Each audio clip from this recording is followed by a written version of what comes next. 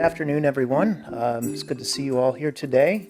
I am Karis Templeman. I'm a research fellow here at the Hoover Institution, and it's my privilege to manage the project on Taiwan and the Indo-Pacific region. And it's also my distinct pleasure to welcome a very special guest today who's come from Taiwan with a group of researchers from the Institute for National Policy Research. His name is Hongo Tien, or Tien Hung-mao. And he is the former foreign minister of the Republic of China on Taiwan. The title of today's event is Resilient Realists, How Taiwan Navigates Its Future in a Turbulent World. Since the emergence of the COVID-19 pandemic, geopolitical competition between the United States and the People's Republic of China has rapidly intensified, and the global order has faced growing strains. Through it all, Taiwan has remained remarkably resilient. In the face of relentless diplomatic, economic, and military pressure from Beijing, Taiwan's leaders have leveraged the island's critical role in global technology supply chains, its reputation as a robust liberal democracy, and its strategic position in the Indo-Pacific to deepen engagement with key world powers.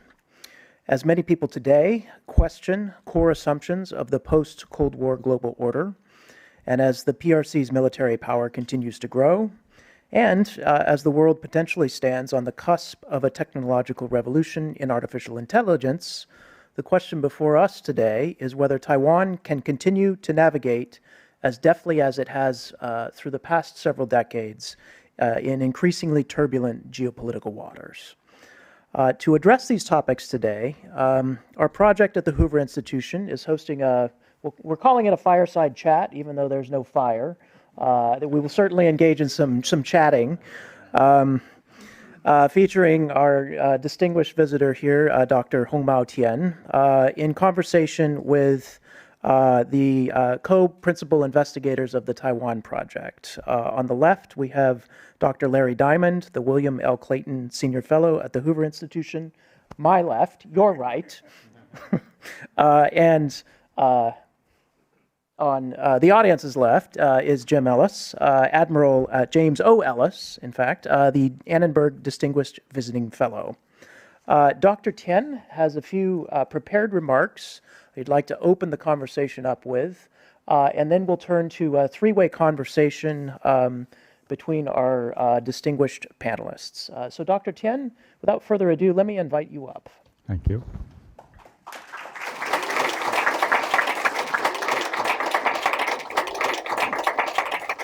Thank you, Mr. Templeman.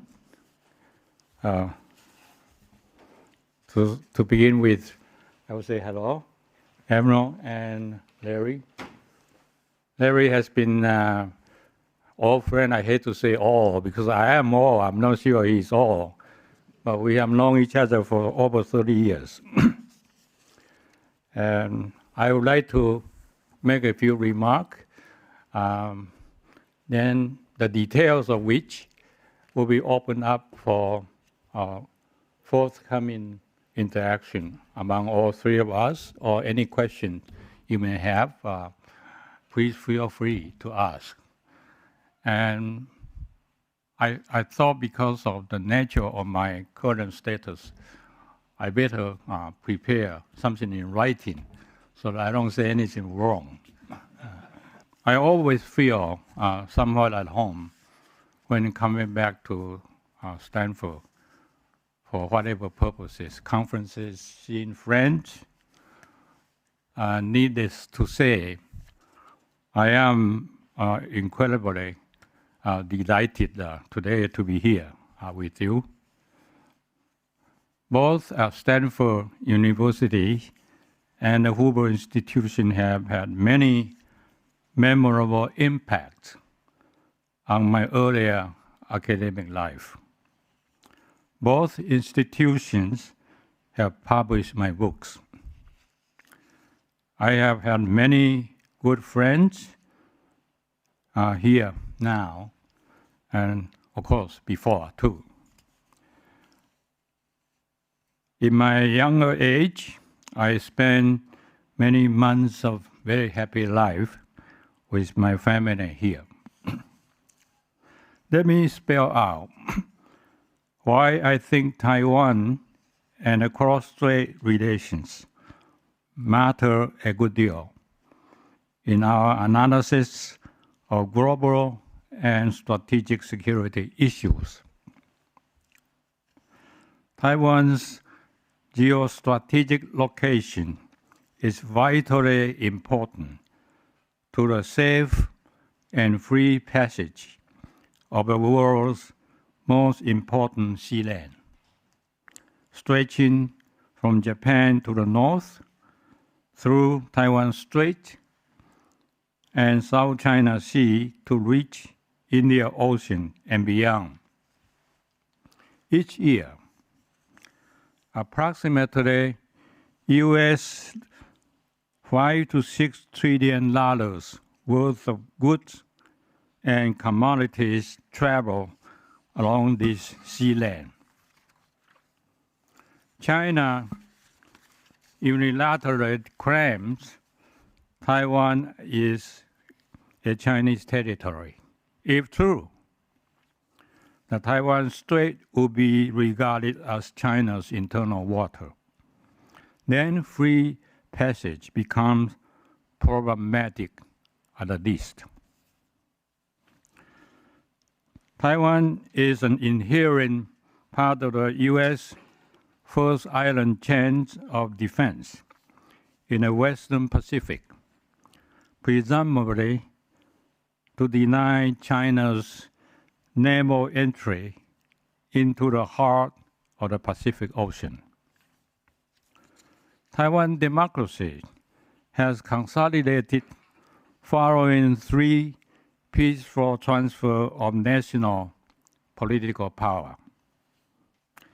It has honored universal values shared by the world's democratic countries. Taiwan's economy is closely linked to both the United States and China. Recently, the high-tech sectors of the economy are shifting decisively away from China to the United States. About 75% of Taiwan's exports to the United States market come from these industrial resources, contributing to almost US $150 billion in trade surplus last year. That is 2025. Some studies indicate that among the world's 50 leading technology companies, 10 of them are Taiwanese companies. In ICT, semiconductor, and AI industry, Taiwan has the most complete supply chains, ranging from production materials, operation machines, IC design, manufacturing, packaging, and the final stage of shipping by air and sea. The total numbers of enterprises involved are estimated to be at somewhere between 2,000 to 3,000 companies. As of now, approximately 68% of global semiconductor chips are made in Taiwan. And in the most sophisticated sectors, that is to say, between those of 2 nm to 5 nm available now, as many as at least 95% are reportedly provided by Taiwan companies alone. At present time, TSMC is believed to be the leading semiconductor producer in the world. And Taiwan's nearly complete supply chains make the country an indispensable factor in the United States and other countries' economic and military security calculations. On cross-strait matters, Taiwan's cross-strait policies continues to emphasize maintaining peace and stability in relations across the Taiwan Strait. Such a policy statement accurately reflects the overwhelming preference of the general public in Taiwan, according to the opinion surveys. President William Ching-te Lai emphasized that Taiwan and China, that is the People's Republic of China, as two mutually exclusive state entities. The PRC's periodic resort to military threat have been intensifying in recent months. Nonetheless, as of now, Taiwanese people appear to be sanguine about this harassment. Beijing continues to actively attract Taiwanese investment, despite the fact such investment and bilateral trade have shown significant decline. China needs to import a great variety of industrial components from Taiwan, including less sophisticated semiconductor chips. But in recent years, Taiwanese companies on the mainland have been fleeing to relocate their manufacturing bases in the ASEAN countries and India, as well as back to Taiwan. By estimate, thousands of factories have poured out of China. Corporations still remain on the mainland are reluctant to invest more money there. Chinese mainland are no longer regarded in the business community as attractive or even friendly places to invest. Americans at large are no longer friendly to China, according to opinion surveys. Such sentiment is consistently illustrated in public opinion surveys in the United States Congress and the administration's high-level policy circles. US-Taiwan causal ties are partly demonstrated in the congressional passage of many pro-Taiwan bills. CCP's leaders' persistent, provocative statements and aggressive policy conduct are alienating majority Taiwanese.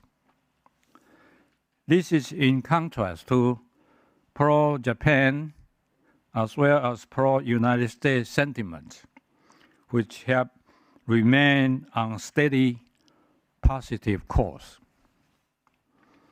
U.S. arms sales to Taiwan have become more permissive in respect to higher quality weapons and intelligence in exchanges. Closer military-to-military cooperation backed by both Republicans and Democrats are moving forward, notably in recent years. As the world is moving in the direction of deglobalized restructuring of industrial supply chains, they help draw US-Taiwan even closer, especially in the economy's technological sectors. Taiwan Semiconductor Company, TSMC, its decision to construct 6 foundries for product, including 4nm and 3nm chips in Arizona, is a crucial step toward better technological cooperation between the two countries.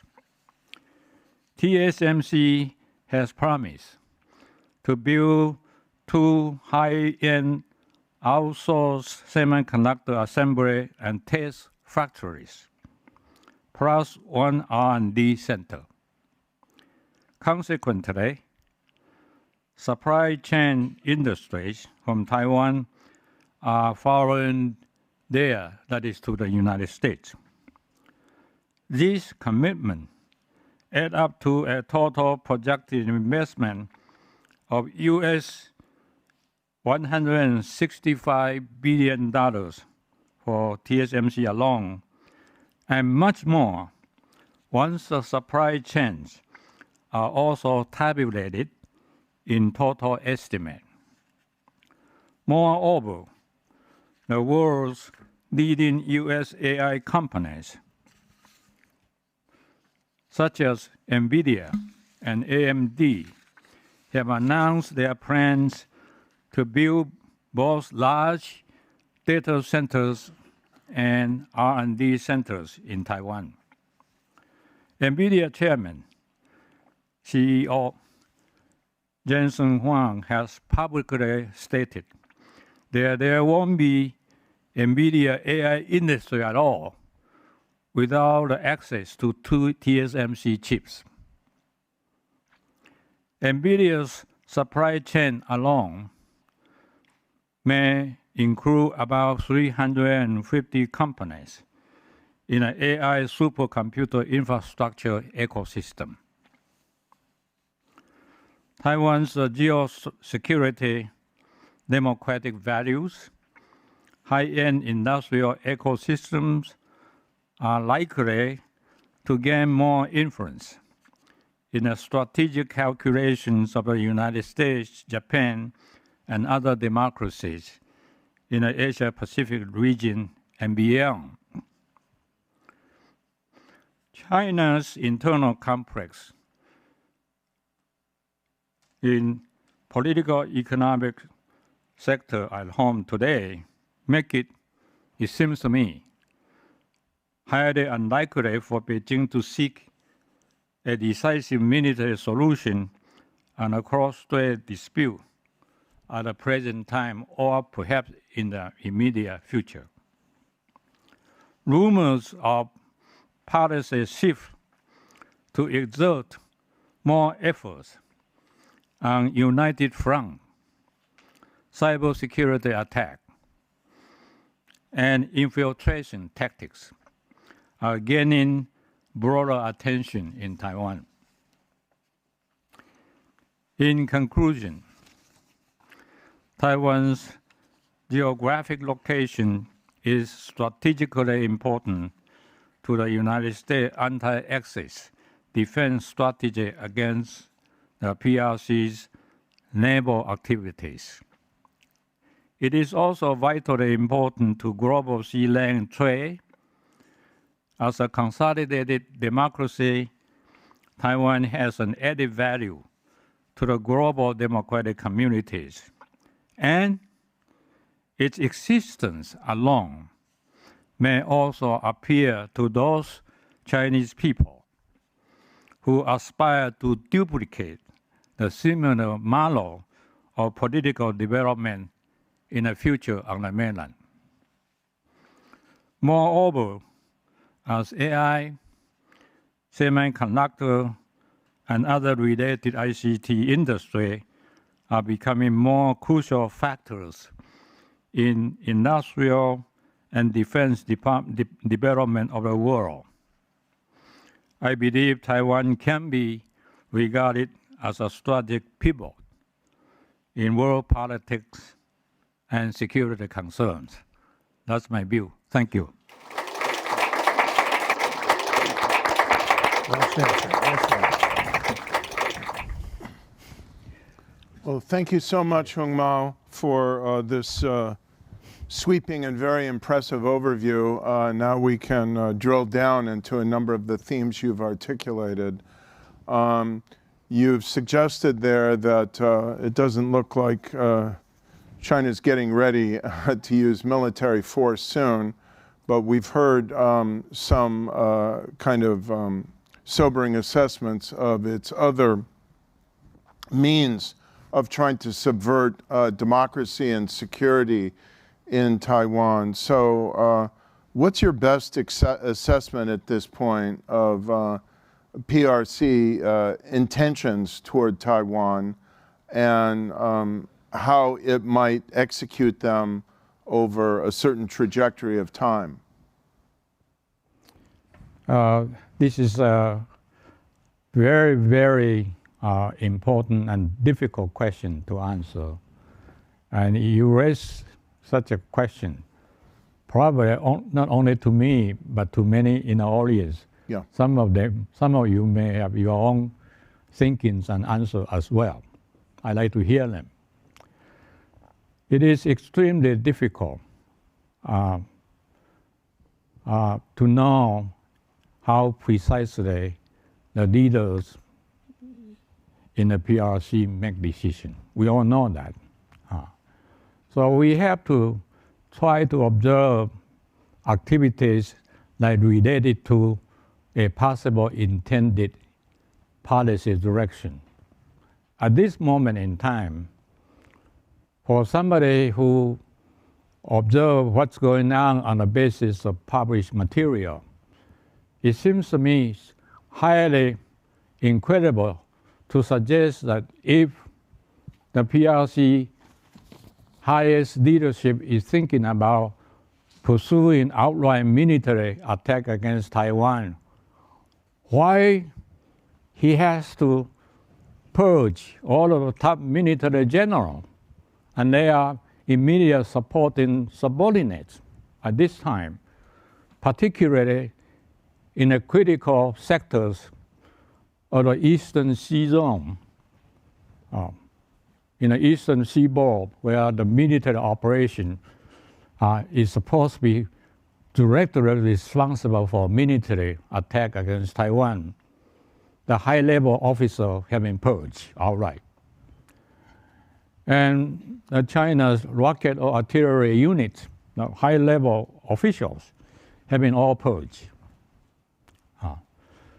So it doesn't make any sense to any rational thinker that if they indeed are getting ready to launch a military attack, why in the last second they had to wipe out those people who have been responsible for all the preparation, had the best knowledge of coordinating the military exercises, and then you arrest them.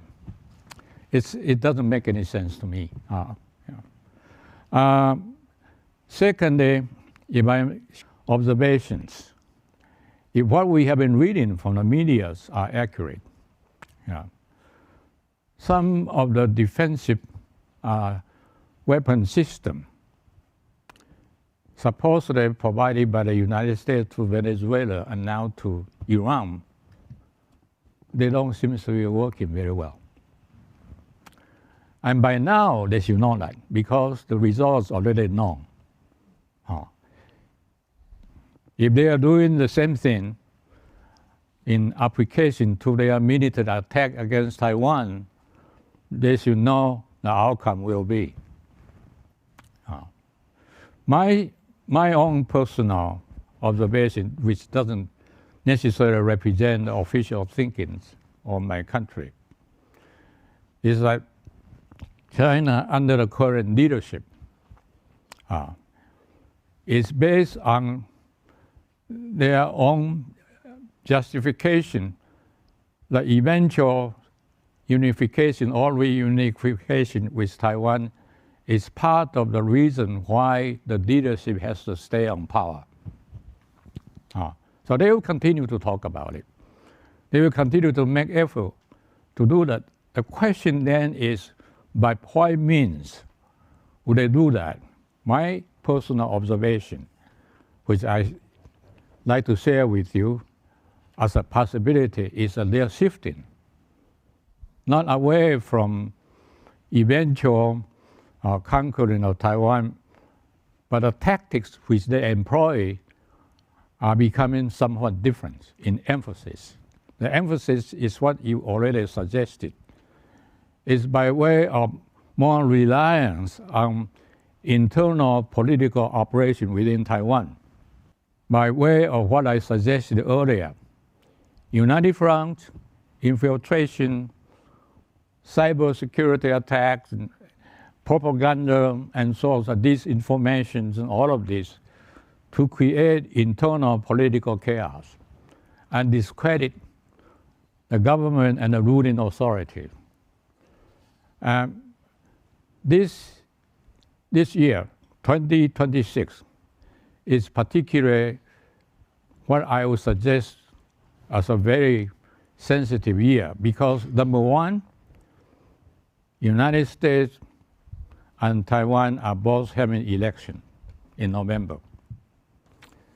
And the internal situation of both countries, that is the United States and Taiwan, could appear to the leaders in China that US and Taiwan are internally chaotic, not unified, weak. The government will be in a weak position to react, lacking consensus. Yeah. So what I am saying is to suggest to all of you, which you may not agree with me, that if they don't want to give up about Taiwan at all, then somewhere before the forthcoming November election will be a very sensitive period to observe of what they could do. What they could do may not be an outright full-scale military operation, but maybe some kind of a limited military operation combined with internal political operation in a hope, in an event, or I personally believe in an unlikely event, that they create a puppet regime at home. This is something to take note, because these days in time, we have seen what happened. If you are good enough, you can target it at the leadership or the opposite side without involving a major military operation. That's equally important for us to think about how Taiwan should find some way to protect all of the important leaders in the military and political sector at home, to prevent something like this scenario to become a reality. So that's my personal view, and I share with you. I welcome your comment. Jim. Well, thank you, Hung-mao, and I add my welcome to that of Larry's. We're delighted to have you here, and the framing paragraphs for this session that we're holding ask the not-so-rhetorical question: can Taiwan continue to navigate deftly through turbulent geopolitical waters? I'm an old sailor. I like the maritime analogy there. Hung-mao mentioned his relationship with Larry's goes back 30 years. Mm-hmm.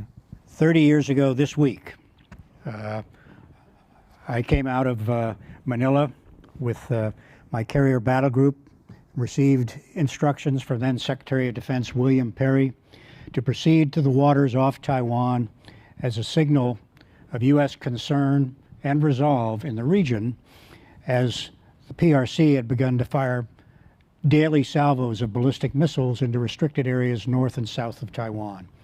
This was the active phase of the 1996 Taiwan Straits crisis.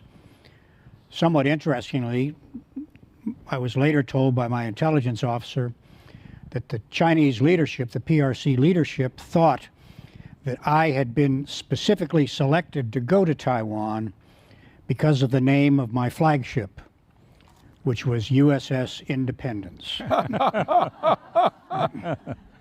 If only we were so clever.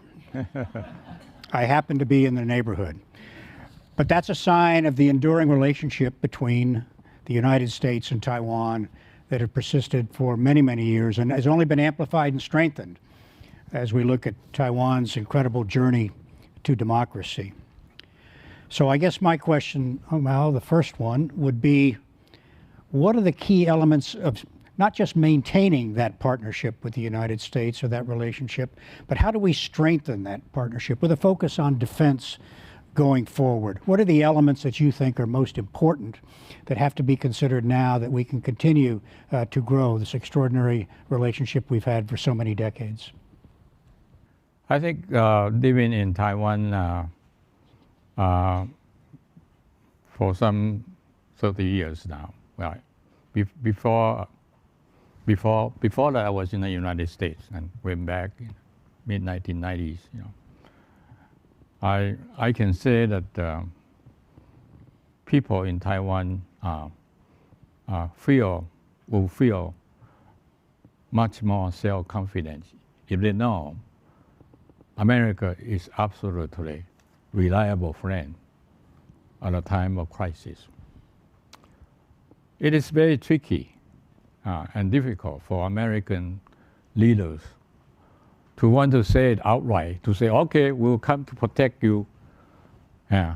Or no, we're not going to worry about you, that's on your own, which is not true. I know it's not true because I keep asking the question.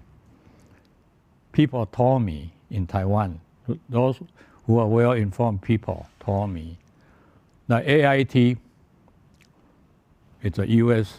ambassador in Taiwan. The AIT's new headquarters, you know how big it is? Somebody told me it's the third largest investment of any U.S. foreign embassies, and it's fairly new. Does this suggest to you that the United States is walking away by investing so much money building its headquarters in Taiwan? And I heard the AIT is also looking for more land to expand. So it seems to me, for those who are better informed, that no, I don't think America is walking away. The United States, for whatever reason, you know, is a reliable friend.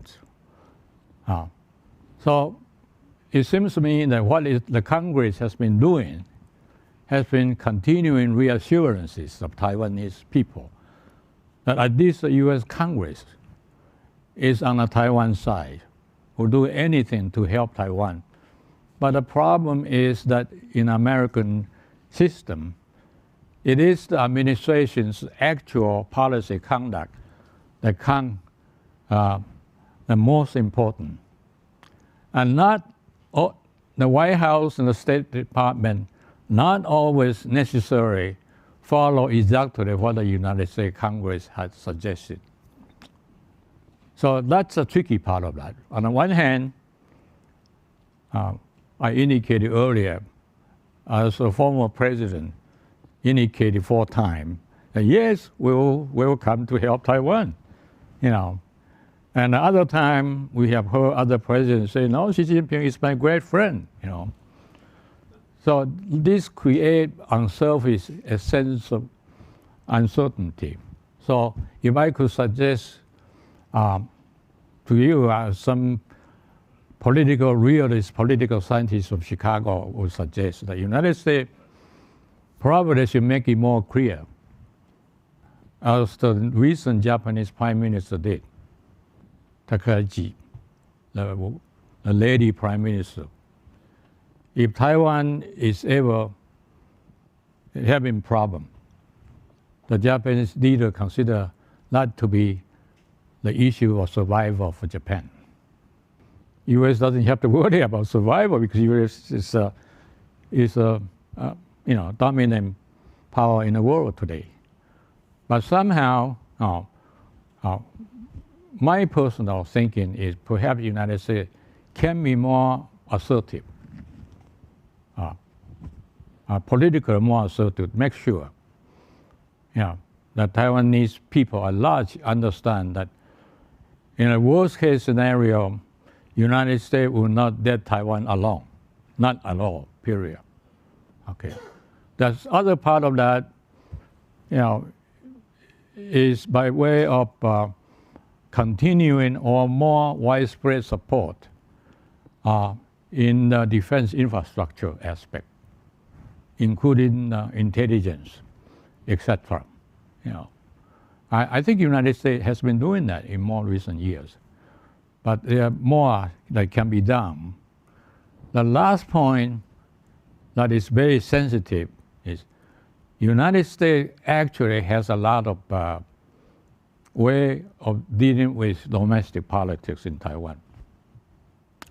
U.S. has been very reluctant to use its influence within Taiwan's internal politics, which we are beginning to see some sign of change in that direction. Namely, U.S. could do something to signal that those who are extremely pro-United States political forces deserve to be the support of American policy. Those who are outright against the United States and in support of our mutual hypothetical enemy should not be one that the United States would care about. There should be a more and clear signal about that. That could change the political equation at home. Maybe not right away, but perhaps in the forthcoming election in September. We were able to talk a little bit this morning about some of these threats of propaganda, internal subversion, the effort by this, quote, potential hypothetical enemy to essentially subvert democracy in Taiwan.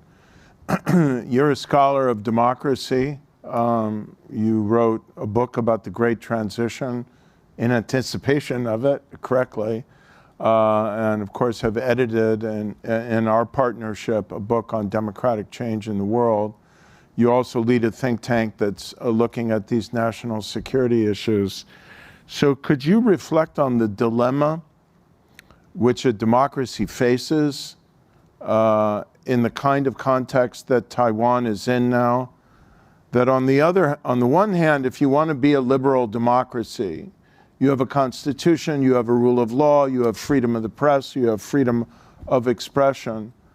But what do you do when your, quote, potential hypothetical enemy, your real world adversary, so close by across the strait, speaking the same language with all sorts of, common language and cultural traditions, and people in the opposition party going back and forth to the mainland,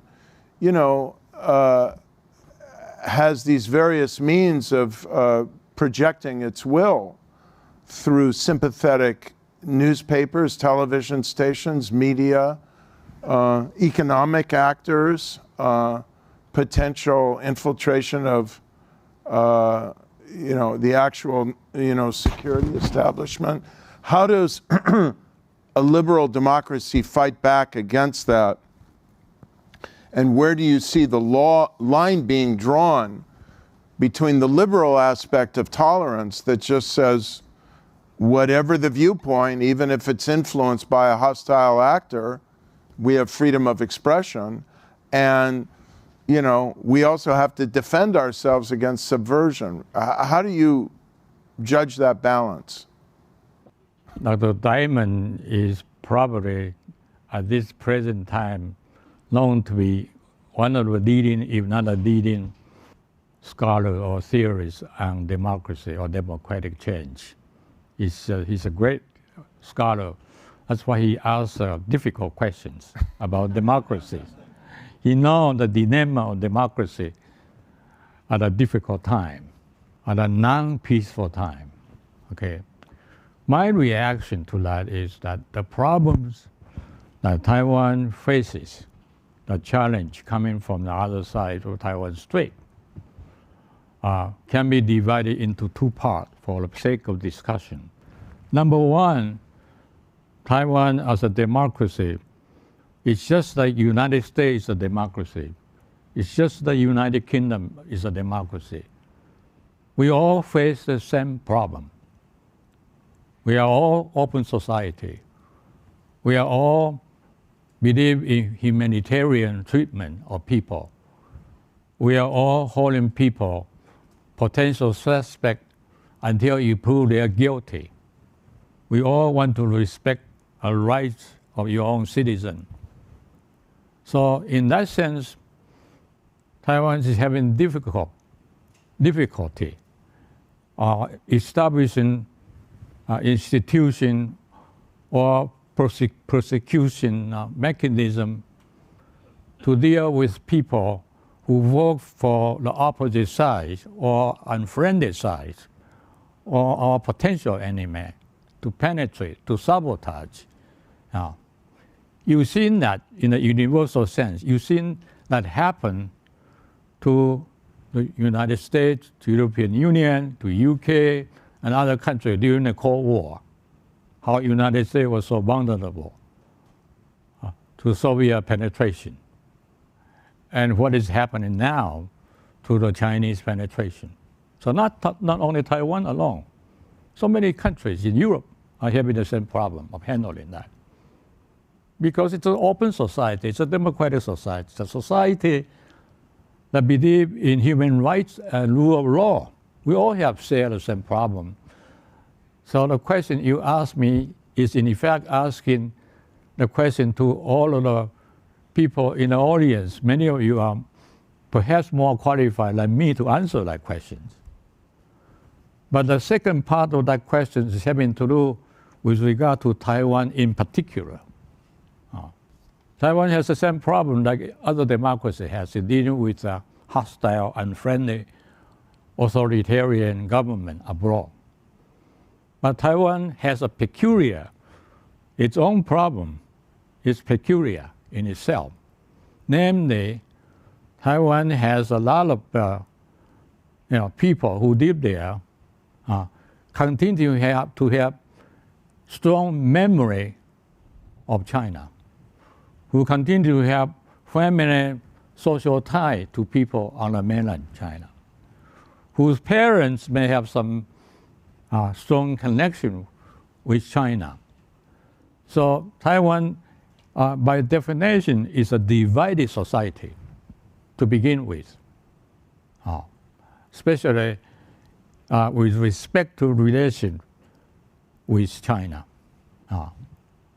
For those of you who may not know, in 1949, communist regime took over China.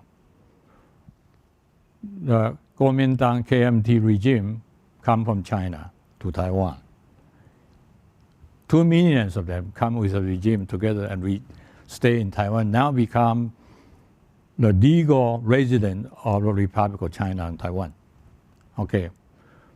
But it seems to me that people forget about those are the people who have social tie, or their children still have memory of their social tie in China. And added to that is the complexity of the problems of economic interdependence.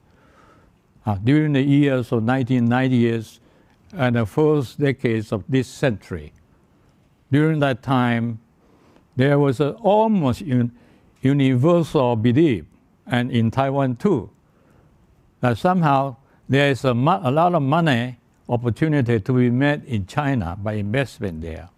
Secondly, politically, if somehow we can make all Chinese middle class, then someday their system may be changed. I submit that this was a very popular thinking of the American intelligentsia, intellectual circle, which I was familiar with. They all believe that. My many friends in the AD University in the East Coast and West Coast and Middle West, they all seem to think that this is the way to go, change China from within by offering friendly support, only to find out later on they turn away against you Just think about how many Chinese scientists and engineers who work to support the regime in China today were actually educated in the United States with American money. Just ask that question. Whose fault? Well, thank you. I'm not giving you. Okay. I'm just asked the question, but please, Yeah. yeah. No, I hear you. Lots of great questions, lots of great issues to table here. One of the key conversations we had this morning was how dramatically things have changed in the region. You talked about it, President, and we talked about the changes in Japan, for example, first under Abe and now under Takaichi, and some of the pronouncements that she's made. We've seen changes in the Philippines. Now that President Duterte has left and President Marcos has returned, the attitudes are changing. Obviously, we talk about the partnership with the United States, which is and will remain, I hope, one of the key elements of important elements to Taiwan. There's a summit coming up the end of March and the beginning of April between President Trump and Xi Jinping. I'm going to let you write the talking points for the United States. What do you think are the issues that we ought to be talking about?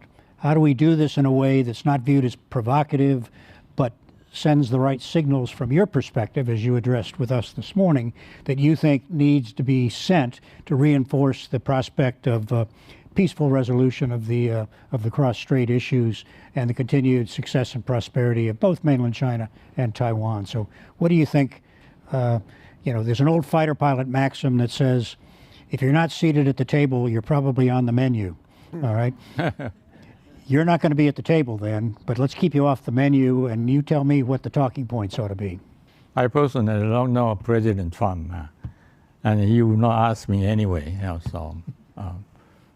But for the sake of conversation, I think you are more qualified probably to make suggestions to the American leader who want to meet Xi Jinping about what should be done.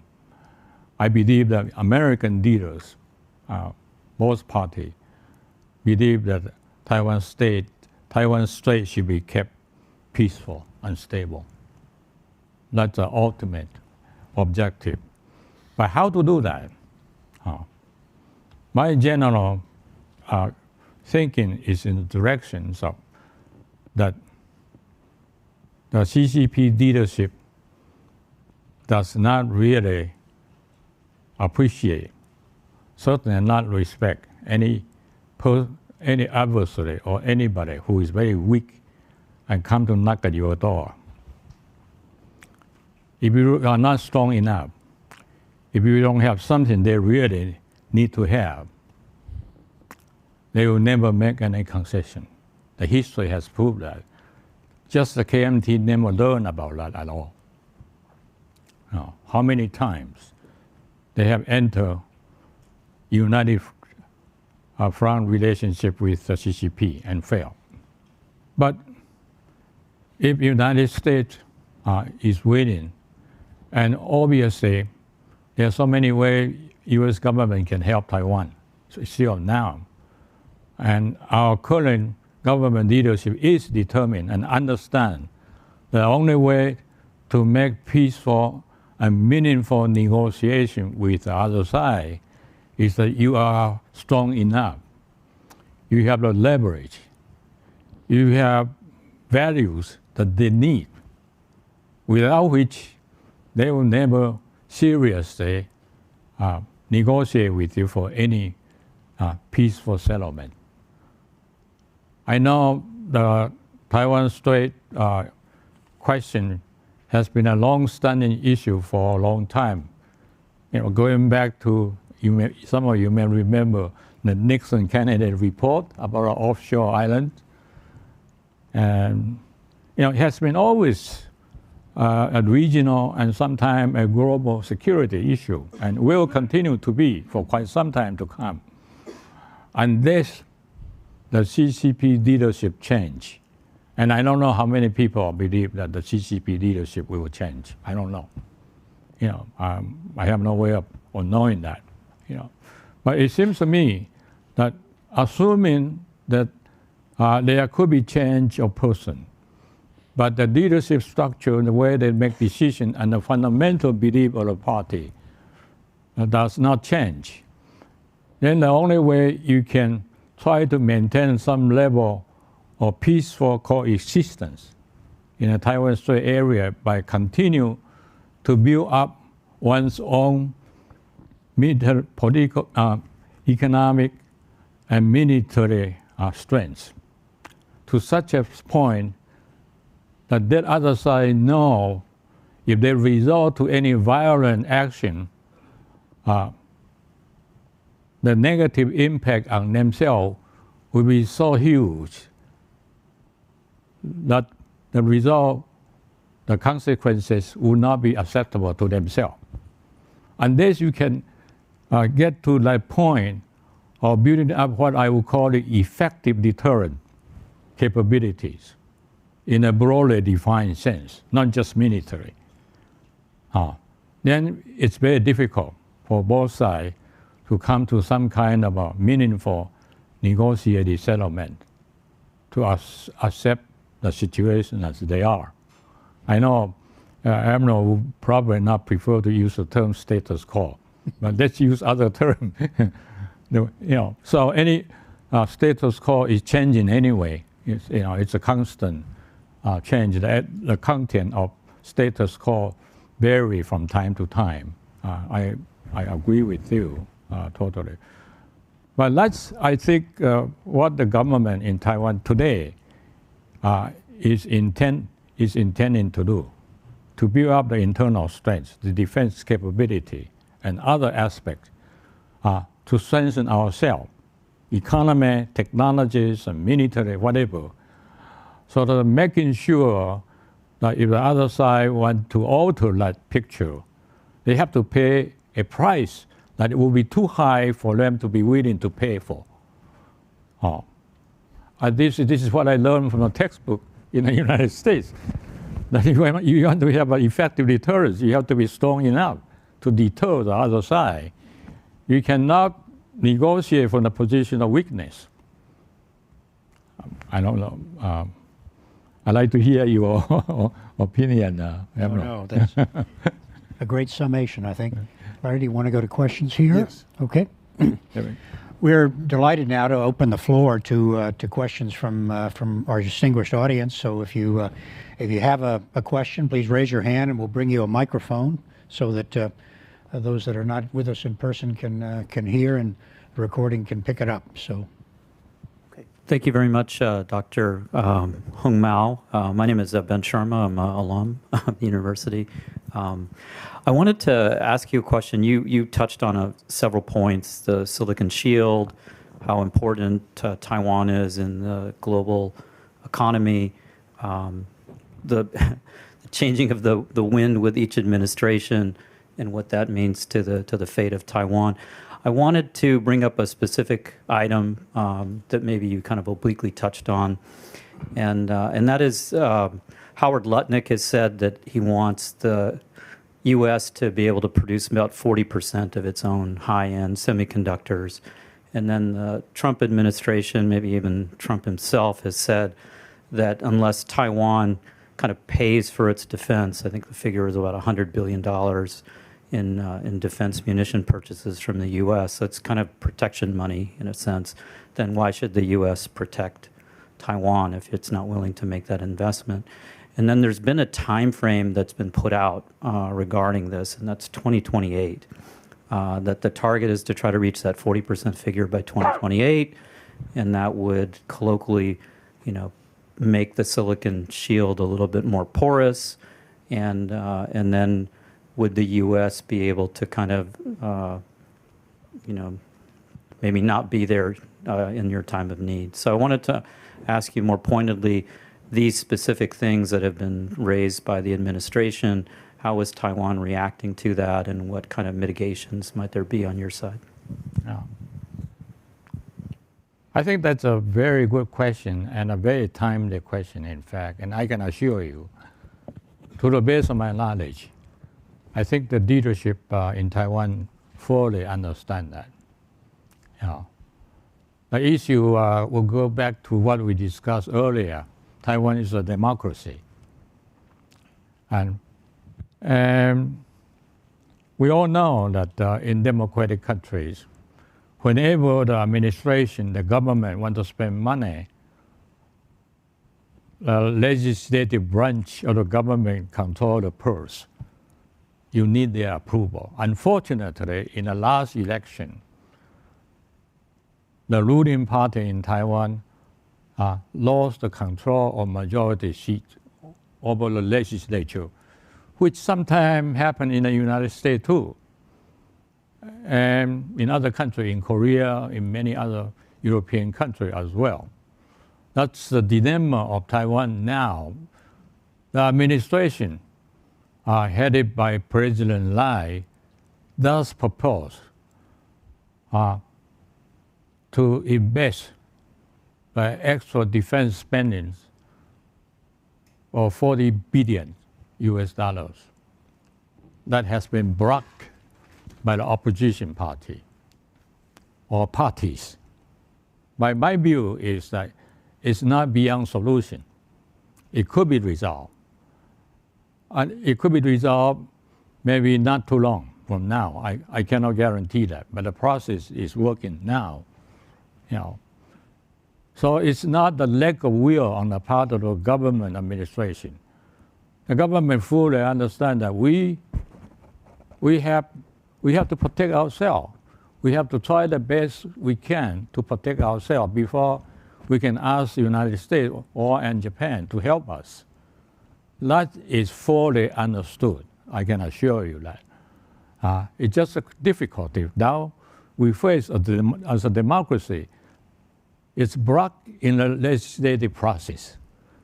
Once that is resolved, it clears the legislative process, then Taiwan is willing not only to pass the current proposed budget, but it has promised at the date is by 2030, the defense spending will go up to 5% of GDP. And for Taiwan, it's not small. Taiwan's economy is quite considerable now. Last year, it grew by the 8.6% GDP growth rate, it's the highest in Asia. And it's projected at least 4% more and more growth rate this year. So a substantial amount of the money of the government, and by the way, the Taiwan government is not shortage of money. It has very little external debt. It has considerable foreign reserve. It's one of the largest foreign reserve it can use when it comes, to the necessity phase of crisis, if that ever comes. So yes, it's a problem. Yes, there is already an awareness that we have to do that.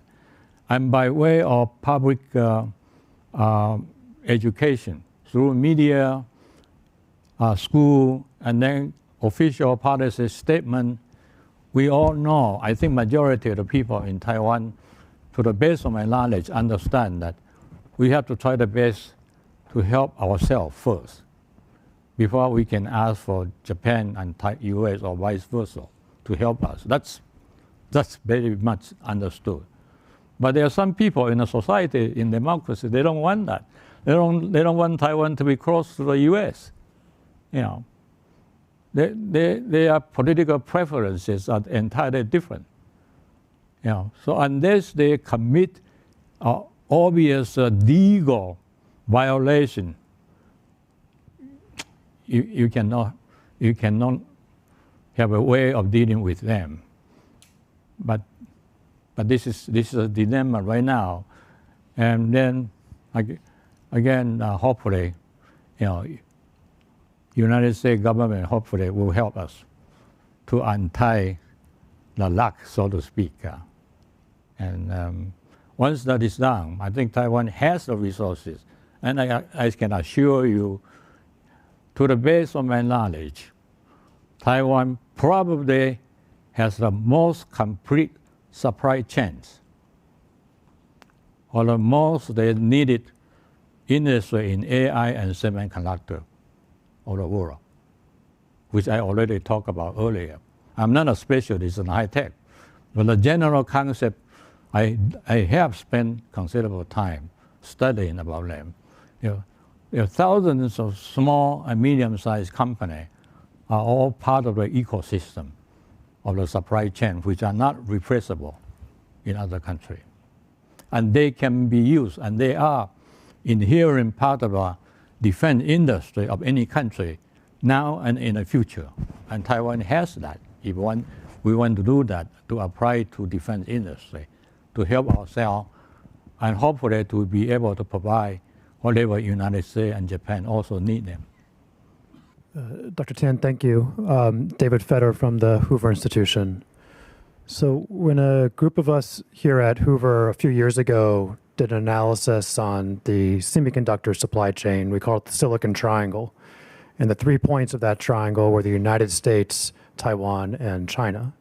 It's an obvious three-body problem, but you've touched on another emerging triangle in the Indo-Pacific, the United States, Taiwan, and Japan, with major changes happening there.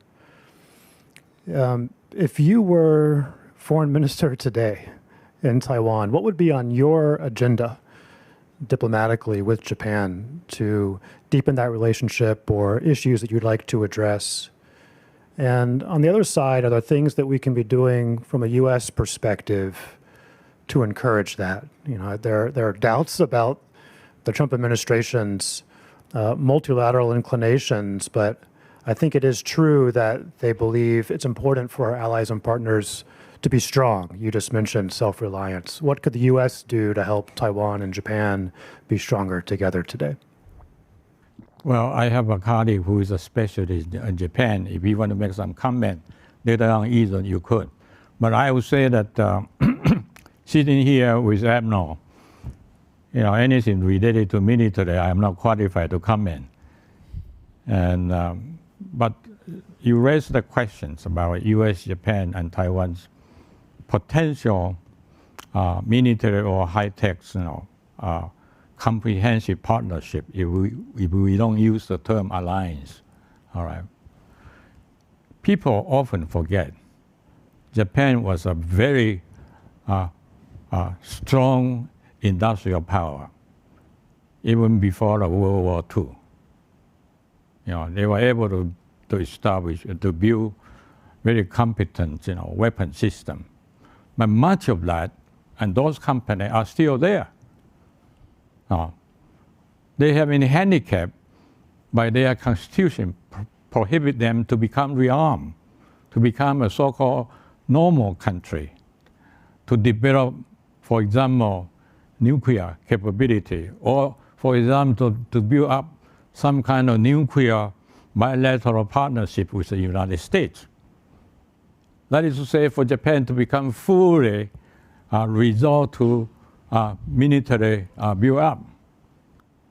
I believe they have the industrial capability of doing that, Japan. People often forget the Japanese population is about France and UK combined together. It's a very large country. The US-Japan alliance, security alliance, may be the most important bilateral security alliance for the United States in the whole world.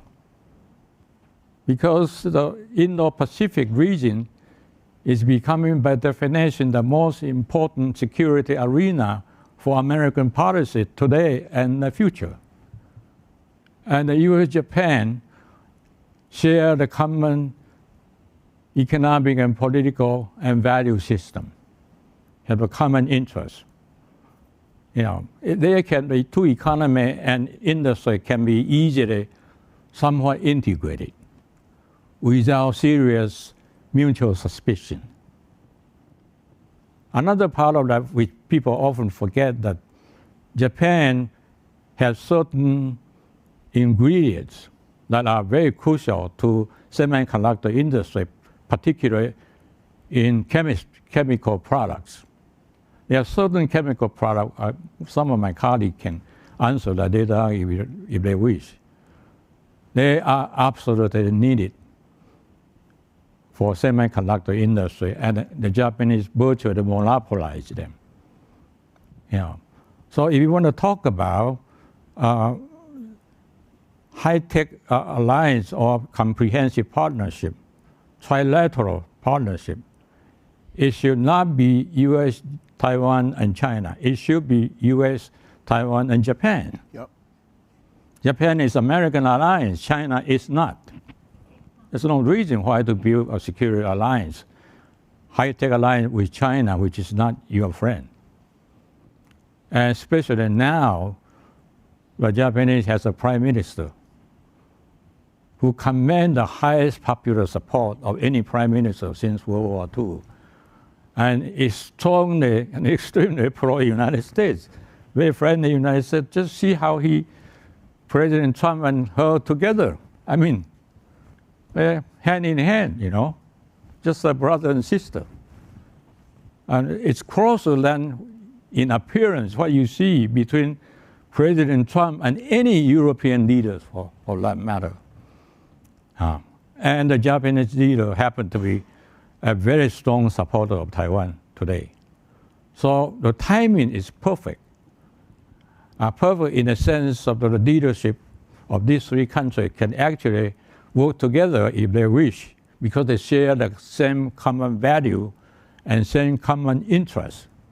And these three countries together can virtually dominate the high-tech industry of the world in the next decade. Why not doing that?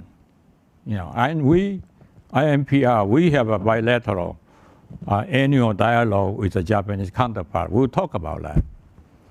You know, and those messages can filter through to the highest level in Japanese government too. We will do that, and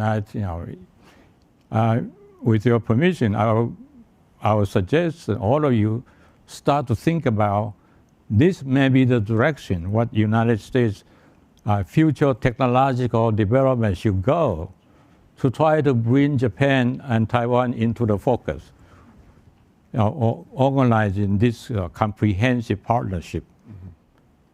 You know, I mean, Japan and Taiwan can offer what the United States need. And America still is a big brother, number one. Nobody's going to challenge that. You know. But you need the hardware manufacturers of those products. Without that, there's no AI industry.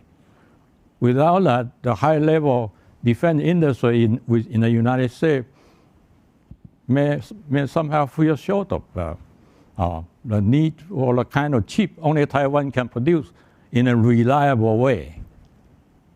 Liangdi in Chinese. Well, I just want to say before we move on to the next question, we are thinking about it here in Taiwan, here in the Hoover Institution, as you are in Taiwan. We're thinking about it intellectually, and we're thinking about it pretty passionately. And I think that's why David asked the question he did. You're pushing on an open door in this regard. Yeah. Hi, John Lin, local resident, Taiwanese American. I was wondering, is there anything that the Taiwanese government is doing policy-wise in terms of increasing investment or encouragement to make investments in soft power to increase the backing of American citizens and others abroad to increase support for Taiwan, much like how I think South Korea has done so well with the Korean wave in terms of cultural admiration in the U.S. Yes, K-pop, K-dramas, etc. I didn't catch fully your main point. There's one thing to get the government of the United States to support the defense of Taiwan, but in terms of cultural affinity or like, I think most Americans know that bubble tea and Din Tai Fung are perhaps Taiwanese, but I'm just wondering if there's an active strategy by the Taiwanese government to increase Taiwanese support abroad through cultural means. Okay, thank you. I don't know, my answer will be directly addressed to the essence of your question, but I will try, okay?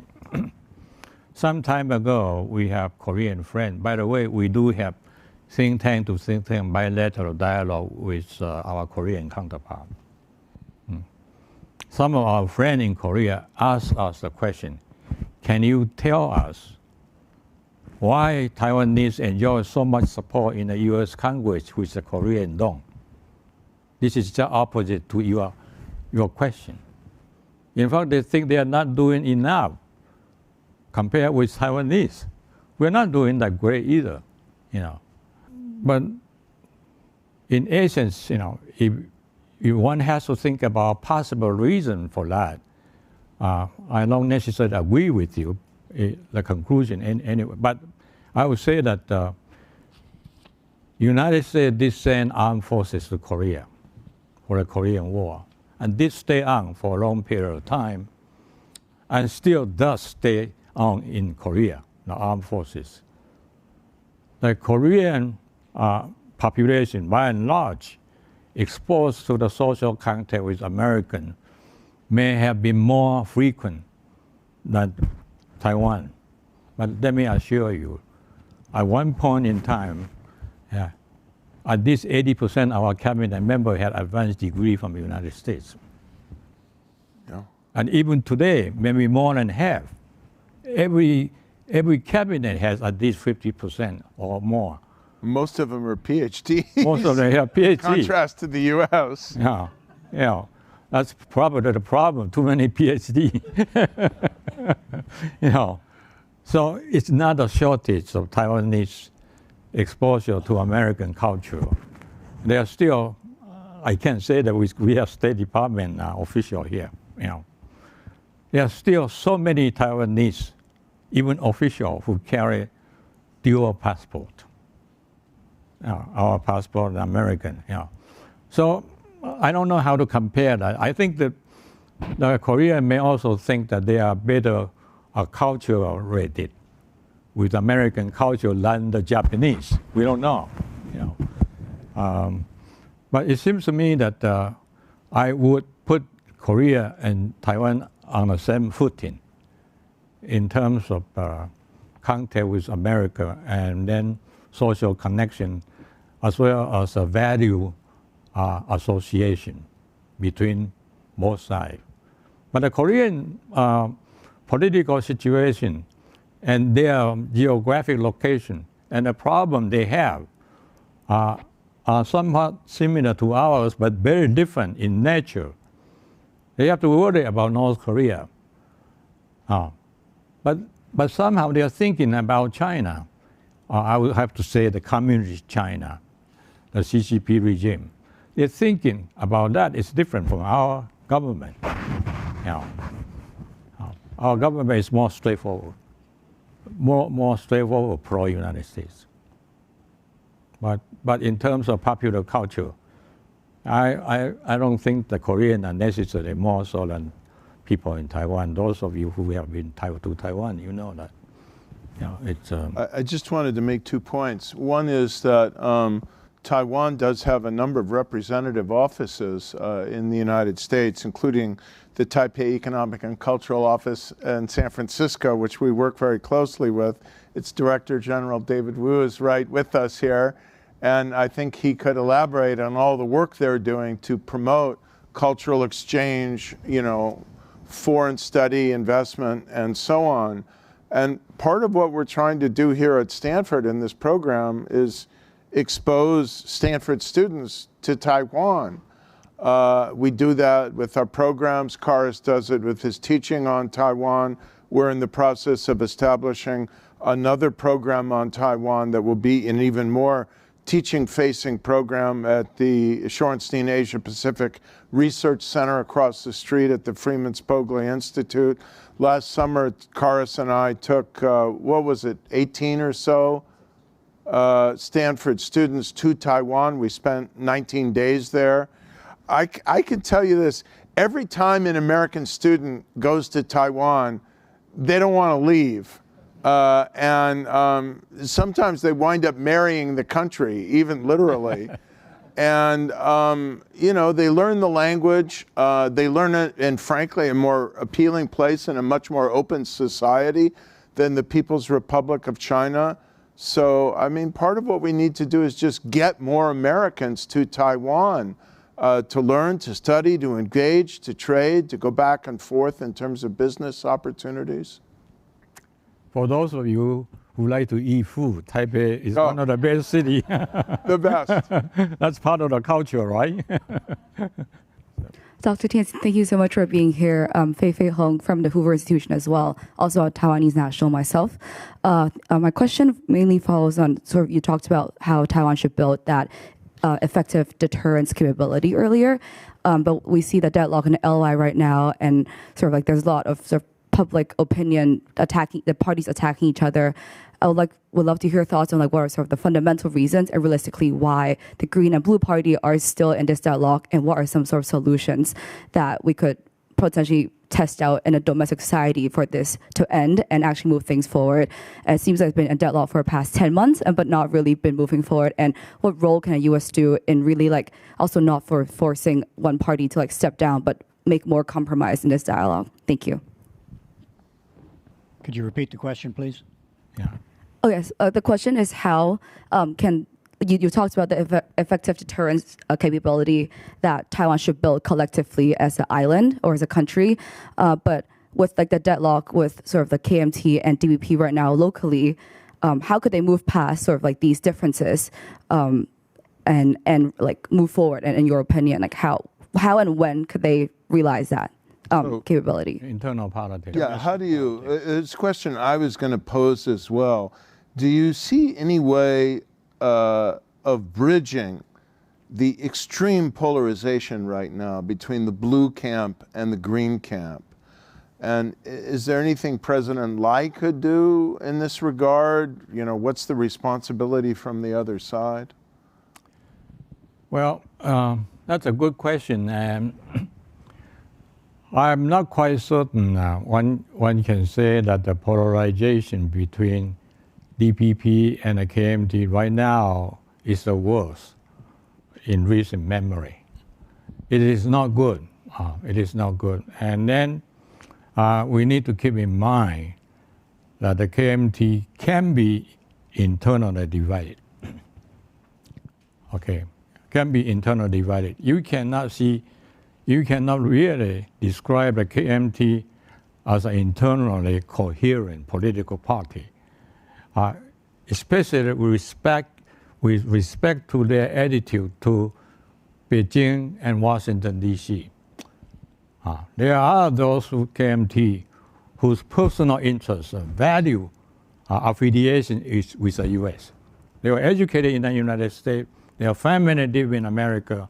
They may hold dual passport. They go in and out of the United States. They don't spend that much time in China. They don't have business and other interests in China. There are those KMT members who disagree with the ruling party. That's normal. In democracy, I would say that that's okay.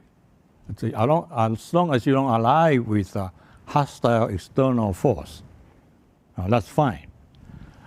So the way I see it, you have to say that KMT is not precisely as what some people see it as it appears on newspaper. It is not. It is potentially internally divided. And the mayor of the largest city in Taiwan, Taichung, who is a lady, she's coming to the United States at the invitation of State Department. She's a KMT, okay? And she is the kind of opposition party, I believe. I hope I don't put her on the spot, okay? She's the kind of a political figure who can honestly disagree with the ruling party on several policy issues, but she has no reason to betray Taiwan. You know, and she can work with the United States because after all, she has accepted the invitation that she's coming to visit Washington, D.C. And not only her, I'm sure many others will come. So in short, let me clarify, first of all, it is not necessarily the worst periods of polarization. It is polarized period. And secondly, if the DPP have done something in different way, in the last election 2 years ago, it may not have lost the legislature to the KMT. There are several unfortunate issues that came to the surface that changed that. Okay. Another important issue to look at that is that right now, the ruling party is in a minority in part because there is a third party which has sided with the KMT. But the third party has a member in the legislature. They are supposed to serve on 2 years term instead of 4. Every 2 years, there's a turnover of the A, except this time may not be the entire A members, okay? But vast majority of the A members in the last 2 years who side with the KMT decisively could conceivably change their position to decide to work with the ruling party in the coming months. Now, it's a possibility. I cannot guarantee it will happen per se, but we see signs of changing.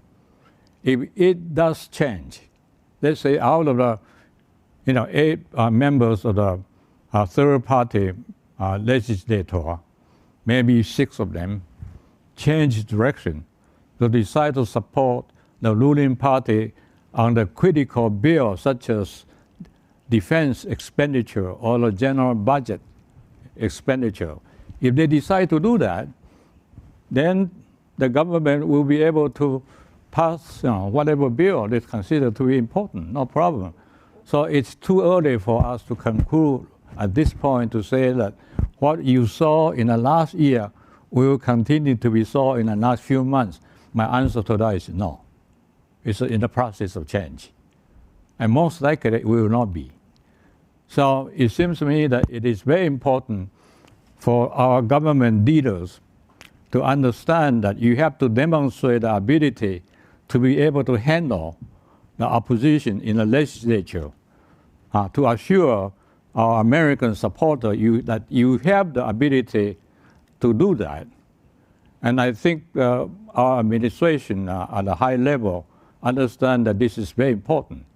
To be a reliable ally for the United States, you have to show you have ability to exercise internal political control. I think this is likely to happen in the near future. I am cautiously optimistic. Is that good enough? I don't know. Governor, what do you think? I think that's great. That's what I think. Are we out of time? Maybe I Larry? overstated.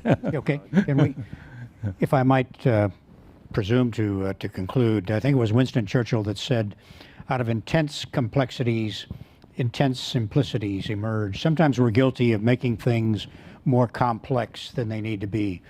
Ronald Reagan said it a bit more plainly when he said there are simple answers, there are just no easy answers. The stability of the Taiwan Strait is going to be decided by 3 interacting factors: Beijing's assessment of military feasibility, Washington's credibility and consistency, and Taiwan's domestic political cohesion. That's what it comes down to. The current administration, I think, and to answer the rhetorical question I asked earlier about conversations with the PRC and Xi Jinping, I think it can strengthen deterrence if it pairs pressure on China with assurance and reassurance for our allies and partners in the region. If it accelerates capability, not just rhetoric, but real capability. And it avoids sending the inappropriate signal that Taiwan's security is negotiable. Okay. Taiwan's party dynamics, as we've discussed, will influence tone and tempo, but the core reality remains. I won't say the status quo because I don't do that, but I'll substitute peace. Everybody, I think, can adhere to that.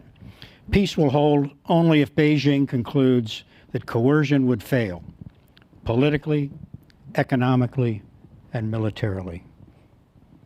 So thank you for being a part of this conversation today, and join me in applauding our distinguished guests. Thank you. Thank you.